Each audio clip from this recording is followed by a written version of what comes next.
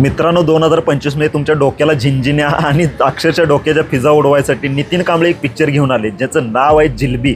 आता जसं नाव आहे ना त्याची जी स्टोरी घुमते। आता चित्रपटाची जर कथा बघायला गेलं तर कथा एक सेंट्रल कॅरेक्टर इन्स्पेक्टरच्या भोवती फिरते ज्याचा रोल केलाय। आता तो इन्स्पेक्टर साधा सुद्धा नाही, तो म्हणजे एक हरामी इन्स्पेक्टर आहे, करप्ट भ्रष्टाचारी, म्हणजे आपलाच फायदा बघत असतो। त्याच्याकडे एक केस येते, एका उद्योगपत्याची म्हणजे हत्या झाली आणि त्या हत्येची शोध लावायचा, त्या तपास लावायचा।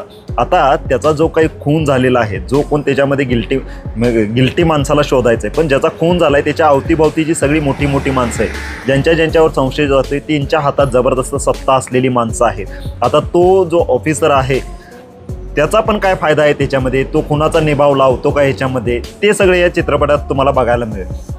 बाकी ॲक्टिंगच्या बाबतीत बोलायचं झालं तर म्हणजे तिथंच पुन्हा येऊन मार खाते। काही ठराविक ॲक्टर असे आहेत ना त्यांचा लेजेंडरी परफॉर्मन्स याच्यामध्ये आहे, त्याच्यामध्ये मी आवर्जून नाव घेईन याच्यामध्ये प्रसाद ओक सरांचं।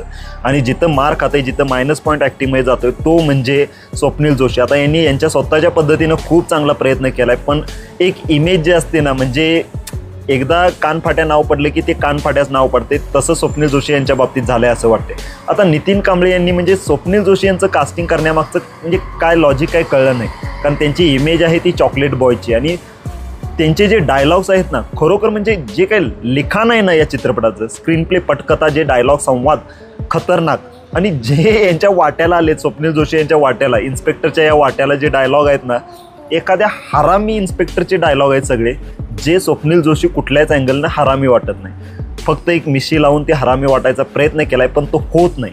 त्यांचं वाळवीतलं कॅरेक्टर ठीक होतं, ते म्हणजे जरा एक कन्फ्युज्ड प्रेमी असा काय करायचंय ते ठीक होतं तिथंपर्यंत, पण हे कॅरेक्टर जे आहे ना, जे सेंट्रलाइज कॅरेक्टर आहे, तिथं एक खरोखर दुसरा कोणतर सबस्टिट्यूट पाहिजे होता असं वाटतंय, ज्याची एक आधी कुठली तरी इमेज नाही आहे। कारण स्वप्नील जोशी हा इमेजमध्ये अडकून बसलेला आहे, लोकांच्या मनामध्ये जी एक चॉकलेट बॉयची इमेज आहे त्यातून बाहेर काढायचा जो प्रयत्न याच्यामध्ये झाला आहे तो कुठेतरी फसतोय असं वाटते।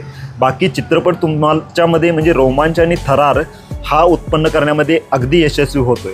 आता रोमांच आणि थरार ही कॅटेगरी जी असते ना, तिथं म्युझिकचं खूप मोठं काम असतं, पण इथं कुठंतरी म्युझिक कमी पडतंय असं आपल्याला जाणवते। बाकी चित्रपटाच्या लेखनामध्ये दम आहे, कथेमध्ये दम आहे, ॲक्टिंगमध्ये पण एक ॲक्टर जर सोडला तर बाकी सगळ्यांची ॲक्टिंग ही जबरदस्त वाटते।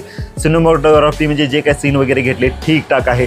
बाकी ह्यातली ना शूट केलेले जे सीन म्हणजे साऊंड आहे ना, तो मला आवडला याच्यामध्ये। बाकी तुम्ही एकदा हा पिक्चर अवश्य ट्राय करू शकताय। निगेटिव्ह एका दुसरा, बाकी पॉझिटिव्ह तुम्हाला एक चांगली किक हा चित्रपट देऊ शकतोय।